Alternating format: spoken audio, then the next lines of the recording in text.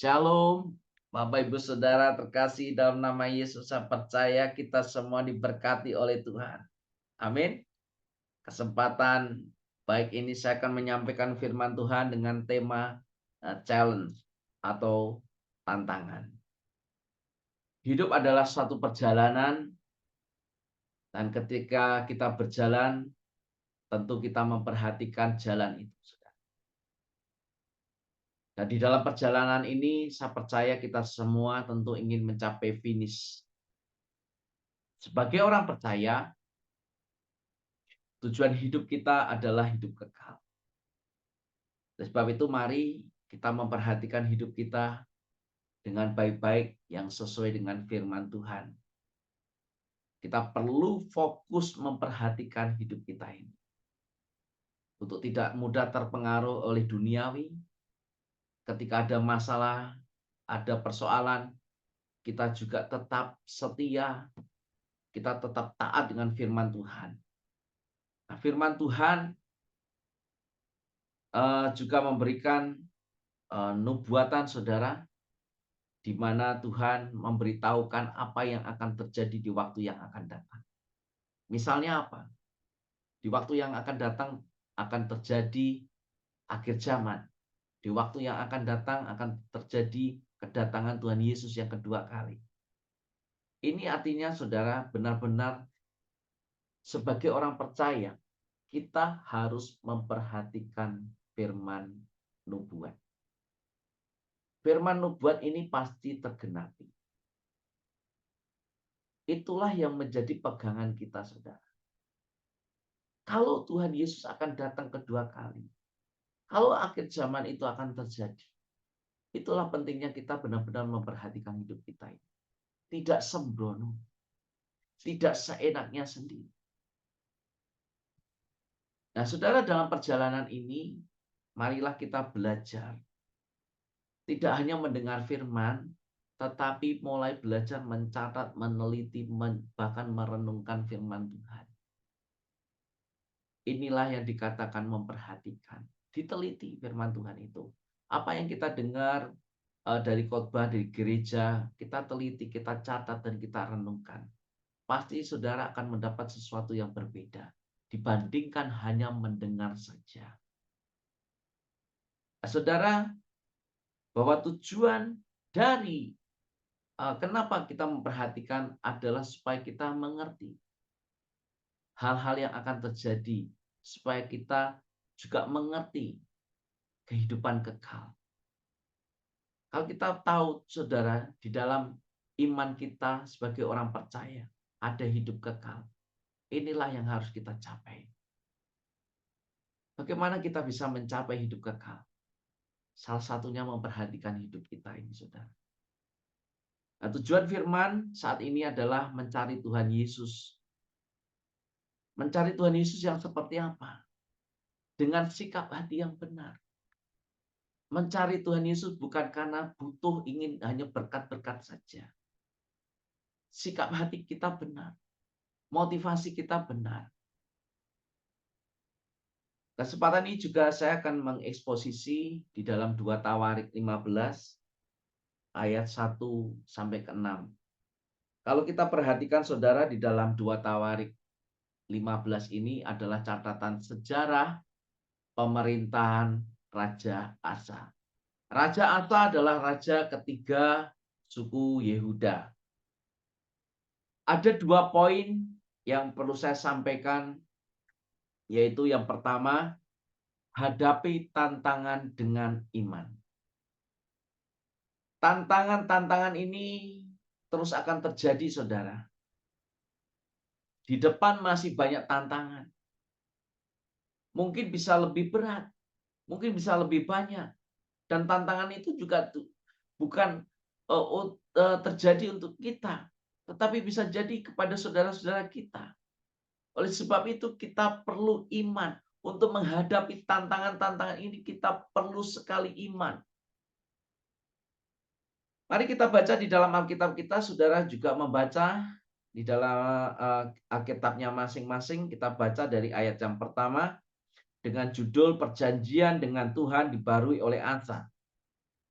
Di 2 Tawarik 15 ayat 1 sampai dengan 2 dulu kita baca. Asaria bin Oded dihinggapi roh Allah. Ia pergi menemui Asa dan berkata kepadanya, dengarkanlah aku, Asa serta seluruh Yehuda dan Benyamin. Tuhan besertamu apabila kamu besertanya. Jika kamu mencarinya, ia berkenan ditemui olehmu. Tetapi jika kamu meninggalkannya, ia akan meninggalkan kamu.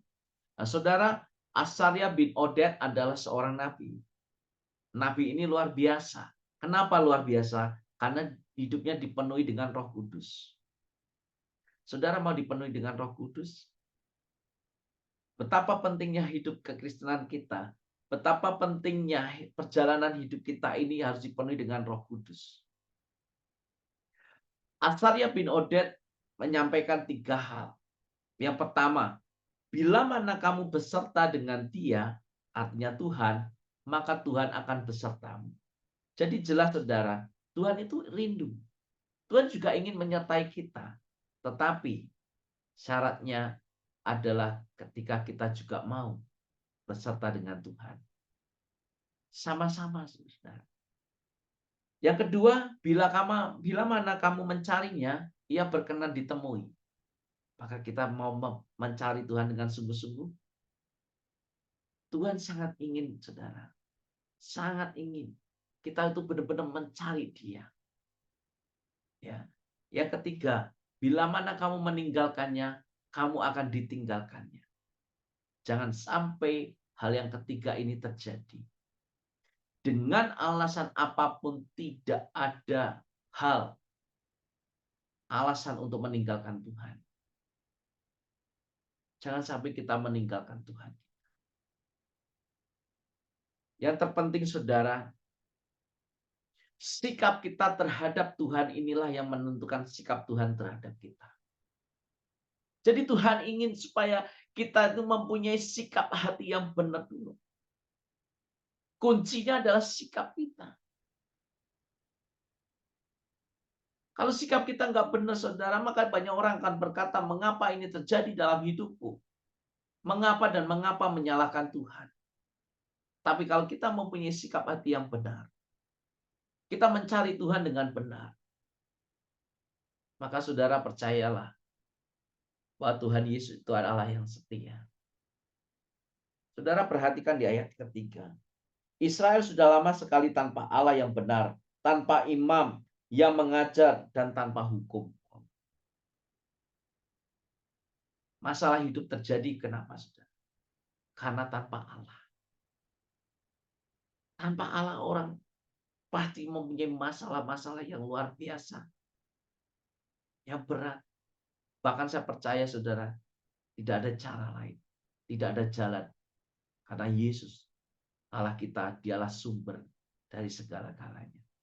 Yang tidak mungkin akan menjadi mungkin. Mujizat Tuhan itu ada. Tetapi orang yang hidup benar-benar di dalam Kristus.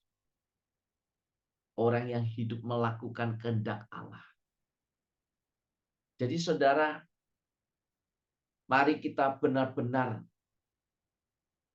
terus setia mencari Tuhan dengan benar.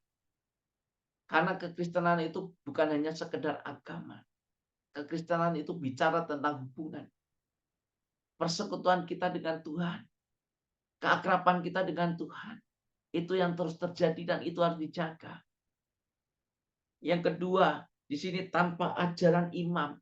Bangsa Israel tanpa ajaran firman Tuhan. Makanya hidupnya saudara pasti melawan Allah. Hidupnya bertentangan dengan Tuhan. Hidupnya kacau. Karena dia apa? Dia tidak mau menerima ajaran firman Tuhan. Dia nggak suka dengar firman Tuhan. Yang ketiga, tanpa hukum. Hukum yang apa saudara? Hukum kebenaran. Jangan sekali-kali pakai daging nafsu kita. Tetapi pakailah roh. Hiduplah di dalam roh. Karena kita berasal dari Allah. Maka hidup kita dipimpin oleh roh Allah. Sebab itu saudara, betapa pentingnya ya menjaga, betapa pentingnya kita memperhatikan kita hidup bisa mengendalikan hidup Hanya oleh apa? Oleh Roh Kudus. Kenapa banyak orang bisa jatuh dalam dosa? Karena tidak bisa mengendalikan. Bahkan pendeta pun bisa jatuh. Karena apa? Karena tidak bisa mengendalikan. Hal yang kedua adalah selain kita memakai iman, saudara. Ya, hal yang kedua adalah apa, saudara? Kita harus bisa apa? Tetap kuat. Kita tidak boleh lemah semangat kita. Harus hatinya kuat, teguh, dan terus berusaha. Nah, orang yang mau berusaha pasti ada upah. Usaha yang benar tetapi pasti mendatangkan upah. Itu usaha untuk apa, saudara?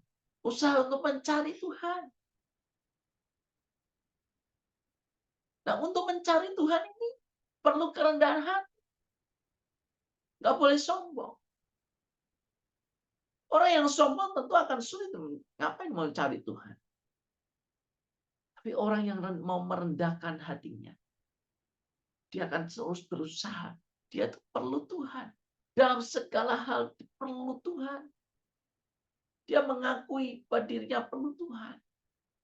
Nah, mari saudara, kalau kita perhatikan Bapak Ibu Saudara nanti baca di pasal yang ke-15. Bagaimana Raja Asa. Wah, dia selalu dekat dengan Tuhan. Dia berhasil. Dia bahagia. Dia tenang. Dia aman. Tetapi saudara, di pasal yang ke-16, di sini menerangkan bagaimana keadaan Raja Asa merosot. Dalam apa? Iman. Makanya perhatikan baik-baik. Bagaimana kita hidup. Jaga iman kita. Jaga hidup kita. Di saat bersukacita, di saat diberkati Tuhan, jangan lupa. Hari ini bisa sukses. Belum tentu ke depan bisa sukses. Hari ini kaya, belum tentu ke depan bisa kaya. Ingatlah, tantangan-tantangan itu masih ada. Oleh sebab itu, saudara, berjaga-jagalah dan berdoa. Selama kita hidup di dunia ini, tidak akan pernah berhenti. Artinya tantangan itu akan terus ada. Ya, dan ingatlah bahwa bumi sudah dikuasai oleh si iblis. Kita adalah orang pendatang dan kita tidak boleh ikut arus dunia, tetapi kita mengandalkan Tuhan. Kita harus menjadi terang bagi banyak orang. Oleh sebab itu, pemenang-pemenang adalah orang yang berani meninggalkan zona nyaman. Orang-orang yang benar-benar memperhatikan hidup. Jangan takut. Sebab kita punya Tuhan yang besar. Sebab kita punya Tuhan yang berkuasa. Tuhan sanggup menghadapi segala persoalan.